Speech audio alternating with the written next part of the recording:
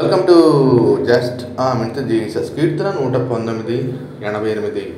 నీవు నియమించిన శాసనమును నేను అనుసరించినట్లు నీ కృపచేత నన్ను బ్రతికించమంటూ కీర్తనకారుడు అతి శ్రేష్టమైన ప్రార్థన చేస్తూ ఉన్నాడు. పరలోకం నుండి, దేవుని హృదయం నుండి, దేవునికి ఆత్మావేశంతో రాయించడం అంటే దేవుని యొక్క శాసనాలు ఎంతో అమూల్యమైనది, అత్యంత శ్రేష్టమైనవి. ఇటీవల అమెరికాలో మరణించినటువంటి దేవుని యొక్క సేవకులు చార్లెస్ కిర్క్ గారు దేవుని యొక్క నీతి, న్యాయము, దేవుని శాసనాల కోసం బ్రతుకుతూ ఉంటే, ప్రాముఖ్యంగా ఎల్జిబిటి ఆ యొక్క లెస్బియన్ కోసం, గే కోసము, అదేవిధంగా బైబిల్ వాక్యానుసారంగా జీవించడం అంటే ఆ నీతి నియమాలను ప్రజలు తెలియజేస్తూ ఉంటే, పురుషుడు స్త్రీ వేషము, స్త్రీ పురుషుడి వేషము ఆ యొక్క వేస్తున్నటువంటి వారు నచ్చని వారు అతన్ని హత్య చేయడం జరిగింది. సో ఇక్కడ కీర్తనకారుడు దేవునికి వాక్యం కోసం బ్రతకాలని ఉండే తీర్మానం లాగా అనేక మంది విశ్వాసులు దేవుని కోసం బ్రతికే వారంగా ఉందాం కాక. ఆమేన్.